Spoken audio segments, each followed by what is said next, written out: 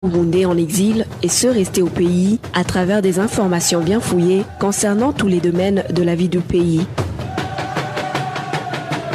Le magazine Humura Burundi est diffusé sur le web via le site de la RPA www.rpa.bi. Humura Burundi.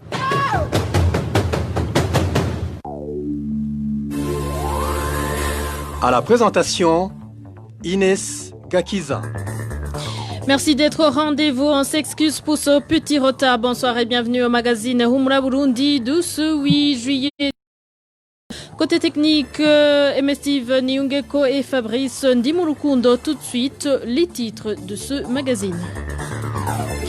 Le MAP Burundi Buhire plaide pour les Burundais réfugiés en Tanzanie auprès du patron du HCR. La restauration d'un état de droit au Burundi devrait être l'unique moyen de persuasion de ces réfugiés à rentrer, souligne ce mouvement politique. Concessan Zeimana, la septuagénaire d'Okayogoro demande assistance. Dépossédée par l'administration, elle n'a ni logement ni nourriture depuis plus d'une semaine. Dans ce magazine, nous vous parlerons aussi des résultats du premier jour de la campagne de dépistage de la Covid-19 en mairie de Bujumbura. Tout de suite, le développement de ces titres. Encore une fois, bonsoir et bienvenue. Commençons par la page sécurité. Une personne a été grièvement blessée à la grenade la nuit de ce mardi sur la colline Ijenda rurale de la commune Mugongomanga en province Bujumbura. Selon les informations en possession de la RPA, des mobiles politiques seraient à l'origine de ce crime. L'élément sonore n'est pas encore disponible. Nous y reviendrons dès que possible. Par l'entretemps, santé.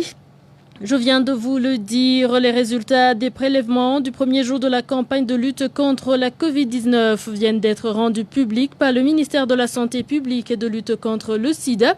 Sur 670 personnes dépistées en mairie de Bujumbura, 28 ont été testés positifs au coronavirus. Jean Bosco Girukushaka, porte-parole de ce ministère, précise que les 28 cas ne sont pas tous hospitalisés.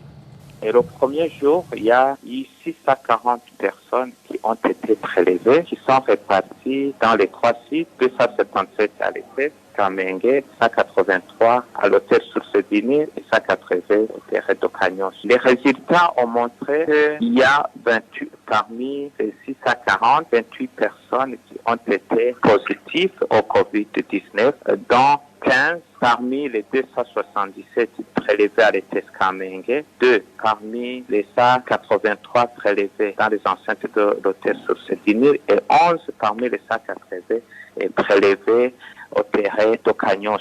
En plus de 640, il y avait 30 qui ont été aussi prélevés, qui étaient dans les différents hôpitaux et structures de soins publics et privés de Bujumbura, mais tous les 30, les résultats sont revenus négatifs. Nous avons donc un total de 28 personnes qui sont atteintes de Covid-19. Elles ne sont pas toutes hospitalisées puisqu'il y a un protocole à suivre. Ceux qui sont asymptomatiques, ils peuvent rester à la maison et prendre les médicaments. Là aussi, on doit analyser l'environnement. Ceux qui habitent dans des maisons, dans des quartiers où ils peuvent contaminer plusieurs personnes ou qui logent ensemble avec plusieurs personnes, isolés à l'hôtel Source-Dini où ils sont suivis donc gratuitement. Les autres, surtout les personnes les plus âgées qui présentent des comorbidités, c'est cette catégorie qui est prise en charge dans une structure de soins. Nous détenons cet élément sonore de la radio nationale. Il est à signaler qu'officiellement le Burundi compte aujourd'hui 219 personnes testées positives à la Covid-19, dont un mort. Une courte pause avant de parler réfugiés. Retrouvez les différentes productions de la RPA sur Facebook, YouTube, Twitter et sur www.rpa.bi. Le seul moyen de persuader les réfugiés à rentrer est de s'attaquer aux problèmes systémiques des droits de l'homme qui les ont poussés à fuir le pays. C'est du moins le contenu d'une correspondance que le mouvement MAP Burundi Buhire a adressée le 3 juillet à Filippo Grandi, le commissaire des droits Le commissaire des Nations Unies pour les réfugiés, Léonce Maniliho, chargé du département des réfugiés et des déplacés au sein du mouvement MAP Burundi Buhire, déplore l'attitude de la Tanzanie qui veut forcer les réfugiés à rentrer, arguant que le Burundi a recouvré la paix après les élections de mai dernier. Ces derniers jours, à partir de la date du 29 juin jusqu'au 1er juillet 2020, nous avons su que le gouvernement tanzanien a entrepris une sorte de campagne de persuasion à l'endroit des réfugiés dans tous les camps des réfugiés burundais en Tanzanie, à partir de Nyarugusu, en passant par Mutenderi et enfin à Nduta. Et là, l'argumentation était qu'il y a au Burundi un nouveau gouvernement, qu'il n'y a plus de raison pour rester avec le statut de réfugié. C'était donc juste pour attirer l'attention du HCR pour qu'elle prenne position et évite ce rapatriement forcé que le gouvernement tanzanien entend entreprendre. Nous avions aussi peur que d'autres pays emboîtent le pas de la Tanzanie et donc fassent comme fait la Tanzanie maintenant, les Burundais pour rentrer par là dans leur pays. Bon, alors, les conditions préalables pour que les réfugiés retournent dans leur pays, il sera temps lorsque ces mêmes réfugiés jugeront bon que les motifs de leur fuite ne sont plus. Cela veut dire quand ils se sentiront en sécurité, quand ils se sentiront que quand ils seront de retour dans leur pays, ils ne seront plus persécutés. Et donc, l'existence d'une justice juste et équitable dans leur pays. Et sans oublier la bonne volonté politique du gouvernement en place. Surtout, une politique claire de rapatriement et de réinstallation des réfugiés. Cette correspondance du mouvement politique MAP Burundi Buhire a également été envoyée aux 5 présidents de la sous-région et au secrétaire général des Nations Unies pour qu'ils suivent de près cette question des réfugiés burundais qui sont sous menace de rapatriement forcé. Si les autorités tanzaniennes leur ont donné 5 mois pour rentrer avant d'user de la force. Et dans l'entretemps, l'on signale une recrudescence des cas d'enlèvement des réfugiés burundais au camp d'Nduta situé en Tanzanie. Lundi soir, 2 Burundais ont été enlevés par des gens en tenue de police tanzanienne. Jusqu'à présent, les familles ignorent leur sort.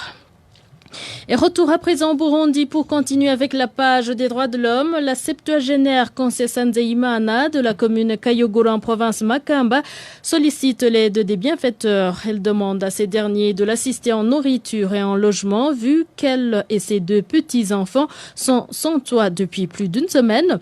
Pour le moment, cette vieille maman craint que la faim n'ait raison d'eux vu que l'administration a confisqué tous leurs biens. Éloge Divin Remecha nous fait le point. Avant de se retrouver sans abri, la septuagénaire Concessa Nzeyimana de la zone Gatabo en commune Kayogoro vivait comme les autres cultivateurs. Elle se réveillait le matin et se rendait quotidiennement à ses activités champêtres à la recherche de quoi nourrir sa famille. Des activités qu'elle exerçait sur des lopins de terre loués. Concessa Nzeyimana n'a même pas eu le temps de récupérer ses vivres qui se trouvaient dans sa maison suite à la décision de la chasser complètement, une décision prise par Innocent Nimagaritse, venu comme médiateur dans le conflit qui opposait la septuagénaire à Zaché Misaago, l'administrateur de Kayogoro. Depuis 10 jours, Concessa Nzeyimana n'a pas de logement. À cela s'ajoute le manque de nourriture, comme l'indique Concessa Nzeyimana, qui craint pour son futur. Ils ont enfermé dans ma maison 3 sacs remplis de grains de maïs, 5 sacs de haricots, dont 2 sacs de haricots jaunes. Ils ont mis 2 cadenas sur la porte. Franchement, je vous le dis que la faim va me tuer. Maintenant, je suis sans domicile fixe. Qui acceptera de me donner sa petite parcelle en location? Les voisins de Concessa Nzeyimana affirment que cette septuagénaire a toujours été dynamique malgré son âge. Elle avait de quoi vivre et faire vivre ses petits-enfants, comme l'indique un parmi ses voisins. Elle cultivait et récoltait. Avec ses récoltes, elle recevait de quoi nourrir sa famille. Elle épargnait de l'argent tiré de la vente. Des épargnes qui l'aidaient à pouvoir louer des lopins de terre ici et là et récolter des haricots de maïs, de manioc, D'ailleurs, je crois qu'avec ce qu'elle avait récolté cette saison, elle aurait eu de l'argent pour se procurer sa propre terre cultivable. La rédaction de la RPA a essayé de joindre Imelda Sawushimike, la ministre de la Solidarité nationale, des Affaires sociales, des droits de la personne et du genre, mais en vain. La rédaction de la RPA a également essayé de contacter le ministre de l'Intérieur, Gervin Dirakobucha alias Ndakugarika, pour lui demander la suite réservée à cette affaire sans succès. Merci Eloge Divin Remecha. Et seules des sanctions sévères à l'endroit des auteurs de crimes commis contre les albinos pourraient favoriser la diminution de ces assassinats. C'est en substance les propos du président de l'association Albinos sans frontières, Kassim Kazungu, appelle le gouvernement burundais à prendre exemple sur la Tanzanie qui a instauré des lois protégeant cette minorité. Il faut que la police ou l'administration fait quelque chose. C'est-à-dire, par exemple, les gens qui ont été attrapés, qui ont massacré les gens l'enfant de Tibito, qui doit être punis sévèrement, pas seulement les mettre en cachot, même s'il fallait, même si la peine de mort est abolie dans notre pays. Pour moi, il faut la remettre sur le pied parce que montrer à ces gens-là que tuer un autre humain, c'est mauvais. Cela peut diminuer comme nos frères tanzaniens l'ont fait. Les Tanzaniens aujourd'hui, on ne tue pas comme on veut les personnes atteintes d'albinisme parce qu'on a peur. On a même peur d'être tué aussi. Si en Tanzanie qu'un enfant albinos ou bien une personne atteinte d'albinisme va à la police dire que tu as même donné des mauvais mots sur lui, on te punit sévèrement. Cela a diminué ce mal vu pour les personnes atteintes d'albinisme. Alors nous demandons au corps de police, nous demandons à l'administration, surtout aux nouveaux élus, qu'ils fassent comme l'a fait leur prédécesseur, fait Nkurunziza Pierre. Nous demandons au nouveau président d'utiliser son pouvoir, de punir sévèrement ceux qui sont déjà en prison et de chercher ceux qui ont fait pour ce petit garçon qui vient d'être disparu. Le président de l'association Albinos sans frontières intervient à la suite d'une alerte lancée sur le cas d'un jeune albinos de Muyinga qui est sans trace depuis 9 jours. Et parlons toujours droits de l'homme, 7 fabricants de briques de la commune Gashikano en province Ngozi se sont vus refuser l'accès à la marée de Magara qu'ils exploitaient. Une mesure prise par les Imbonerakure de la place qui les accusent d'avoir voté pour le parti CNL dans les récentes élections. Emmanuel Ndayishimiye. Ces 7 hommes qui ont été interdits de fabriquer les briques faisaient ce métier depuis plus de 2 ans. Nos sources si la Corine Gatokuza indiquent que tous les 7 sont accusés d'avoir voté pour le parti CNL lors des dernières élections. Les Inyangamugaye du parti CNL étaient réunis dans une association de fabrication des briques. Mais après les élections, il est apparu une autre équipe composée par des Imbonerakure qui les ont empêchés de continuer à produire ces briques pour la simple raison qu'ils ont mal voté. Ils leur ont dit d'aller solliciter chez Gwassa. Un autre endroit pour la fabrication de ces briques. Parmi les Imbonerakure derrière cette interdiction, on peut citer Révérien Minani, le chef de Corine Gatokuza, Moudei, chef des Imbonerakure sur cette colline et en certaine dynamique, président du parti CNDD-FDD sur cette même colline. Actuellement, on leur exige un bidon de la bière locale pour qu'ils reprennent leur activité. Ceux qui font ce genre d'activité sont connus et les taxes sont versées à la commune. Les Imbonerakure n'ont aucun droit d'empêcher des gens qui exercent des activités sur cette rivière. Tous les 7 ont été obligés de donner un bidon de bière d'une valeur de 12 000 francs. C'est pour leur permettre de retourner à leur travail car ils sont accusés d'avoir mal voté. Contacté, Révérien Minani, le chef de Colline Gatokuza, dit qu'il n'était pas au courant car personne ne l'a jusqu'ici contacté au sujet de cette interdiction.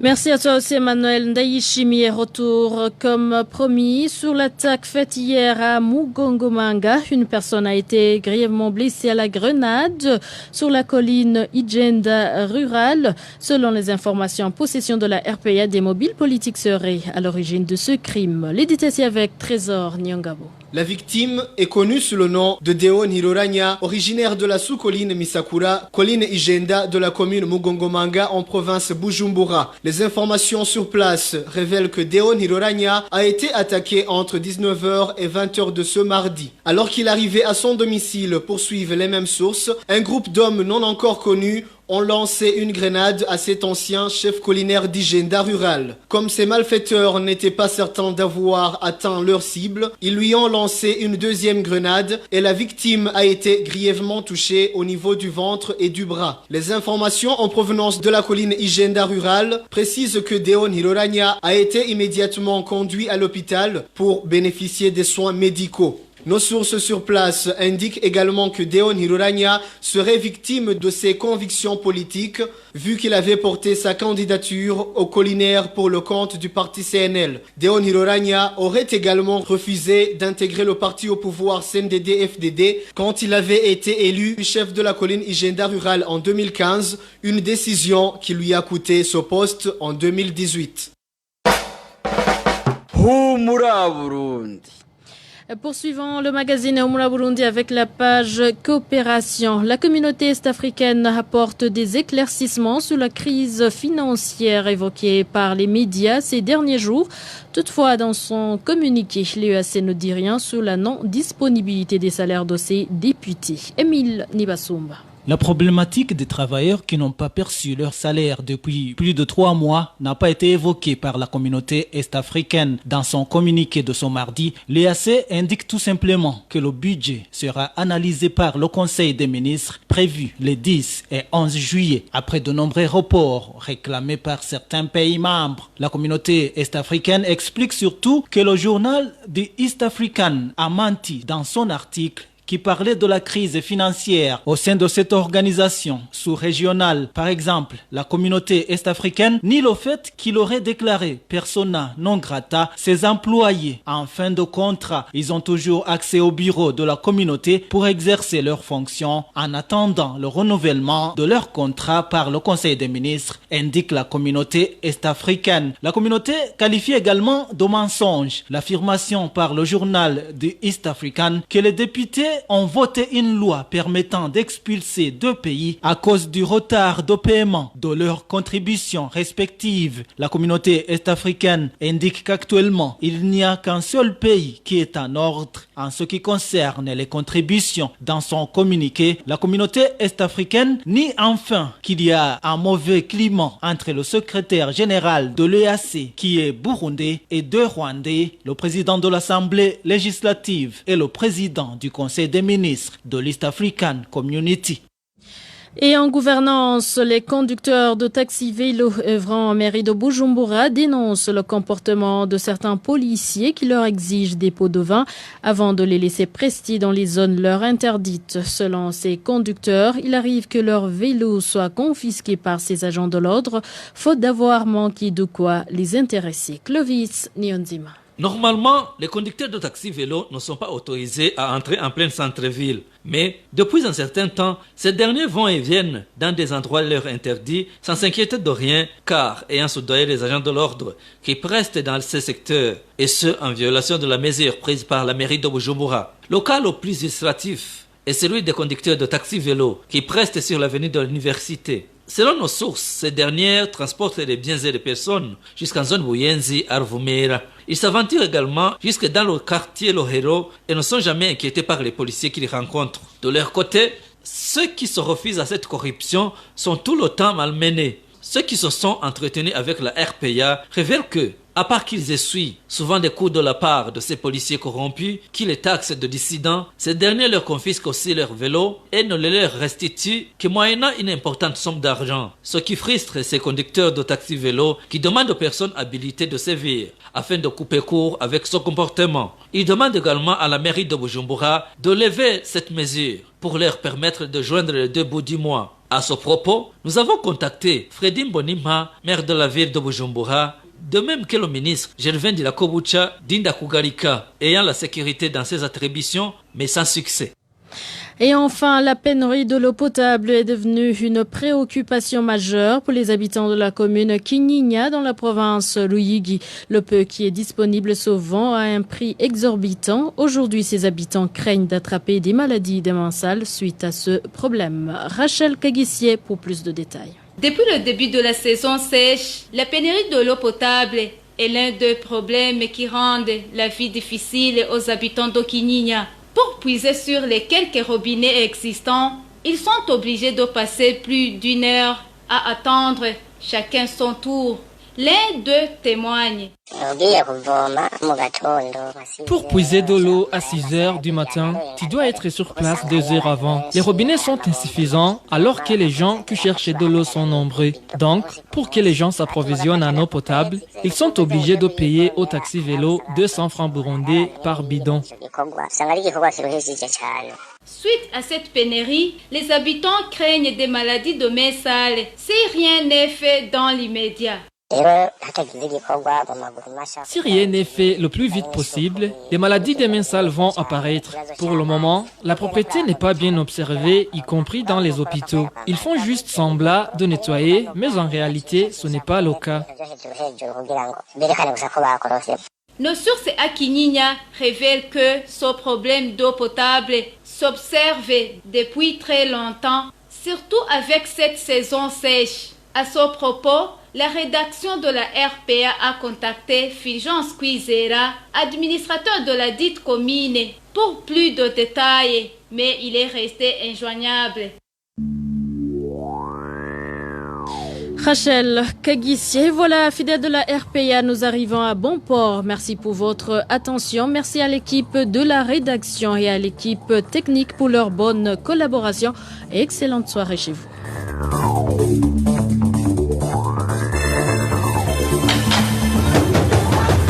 C'était le magazine Humura Burundi.